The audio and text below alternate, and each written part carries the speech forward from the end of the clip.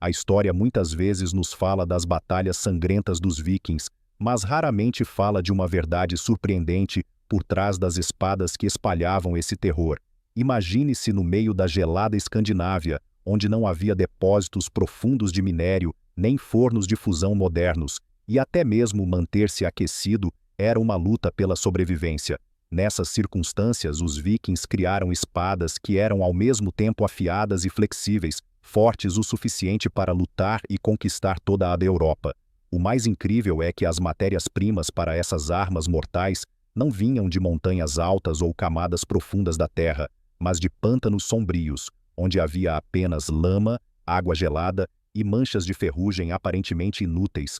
Como eles conseguiram transformar lama em aço? O que ajudou os ferreiros nórdicos a realizar esse milagre com as próprias mãos e um fogo simples? E haveria talvez por trás dessas espadas lendárias um segredo que os livros de história nunca contaram totalmente?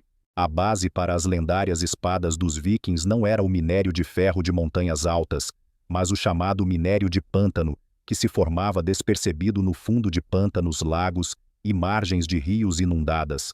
Ao longo de séculos, bactérias ferruginosas concentraram o ferro dissolvido na água e gradualmente formaram pedaços de minério porosos e escuros, misturados com lama e sedimentos orgânicos.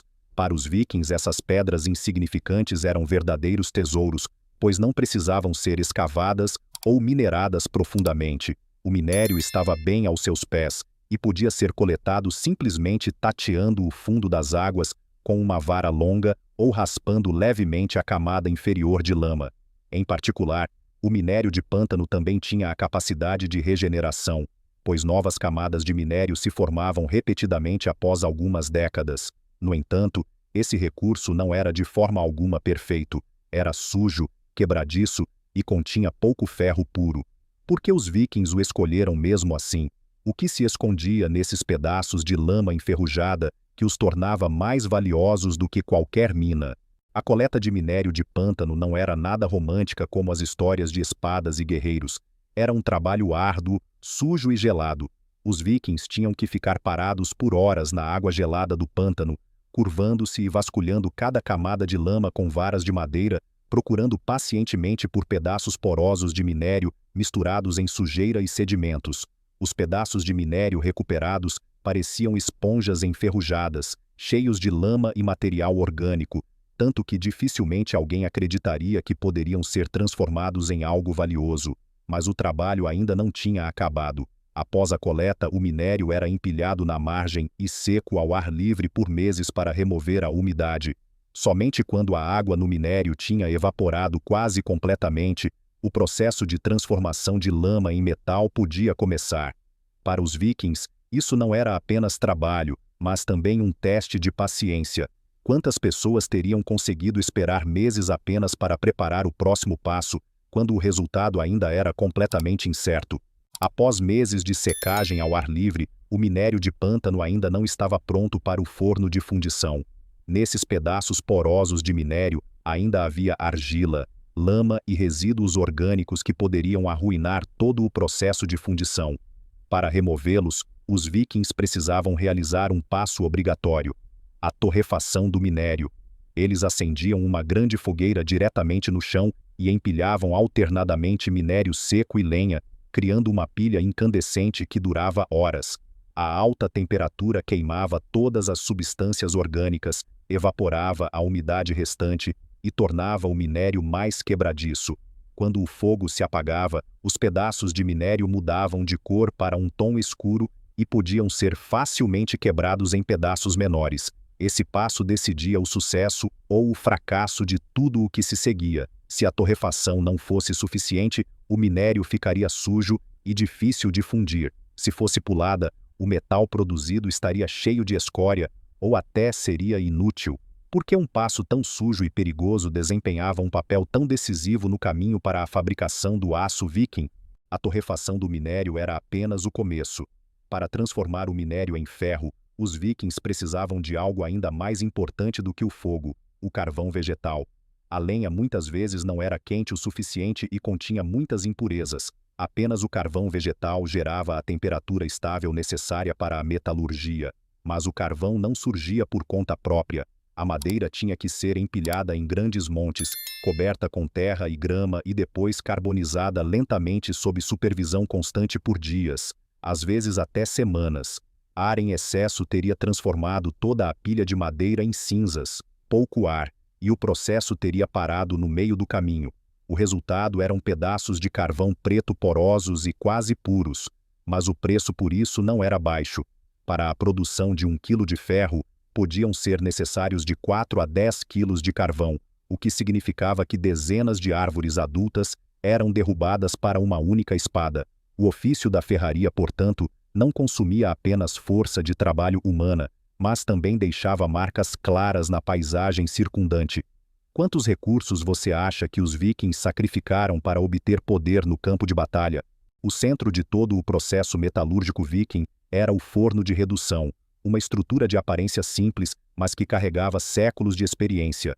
O forno era construído de argila reforçada com palha ou grama seca, às vezes até com pedras adicionais por fora para reter melhor o calor. A localização do forno não era escolhida ao acaso, tinha que estar perto de uma fonte de água, protegido de ventos fortes e ser estável o suficiente para manter altas temperaturas por muitas horas. Antes da fundição, o forno era aquecido lentamente para secar completamente as paredes de argila. Somente depois disso, carvão vegetal e minério triturado eram inseridos em camadas. Grandes foles de couro eram operados continuamente para bombear ar para o forno e aumentar a temperatura para cerca de 1.200 graus Celsius. Nessa temperatura, o ferro não derretia em metal líquido, mas formava um pedaço poroso e incandescente, cheio de escória, chamado de lupa. O momento em que a lupa em brasa era retirada do forno era o ápice de todo o processo, no qual a lama se tornava oficialmente metal.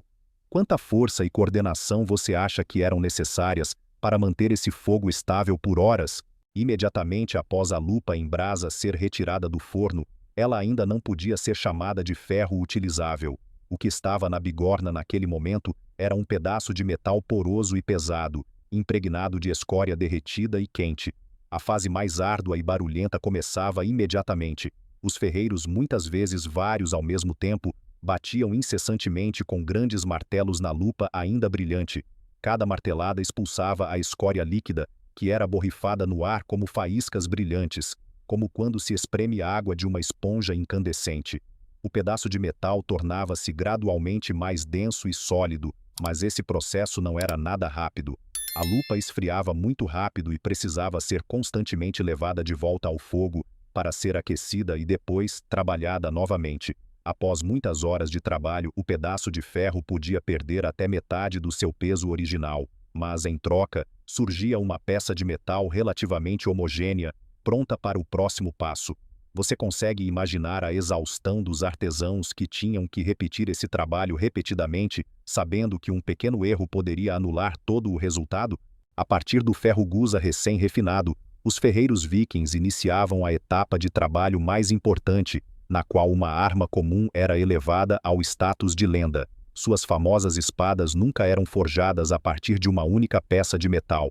Em vez disso, os artesãos selecionavam várias peças de ferro e aço, com diferentes teores de carbono. Algumas eram macias e flexíveis, outras duras e quebradiças. Essas tiras de metal eram aquecidas à temperatura de soldagem, unidas em uma barra longa e depois torcidas em torno de um eixo, como uma corda. Após cada torção, a barra de metal era achatada, aquecida novamente e depois unida a outras barras. Esse processo era repetido muitas vezes até que surgisse um núcleo de lâmina que fosse ao mesmo tempo robusto e elástico.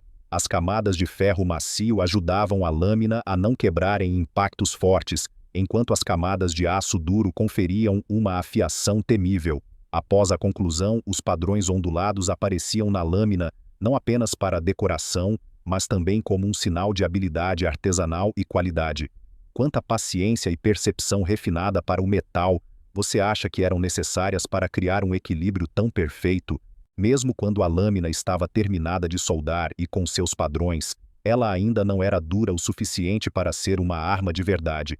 O ferro puro era muito macio, fácil de entortar e perdia o corte rapidamente. Para corrigir isso, os vikings precisavam transformar o ferro em aço, por meio de um processo de carburação lento e arriscado.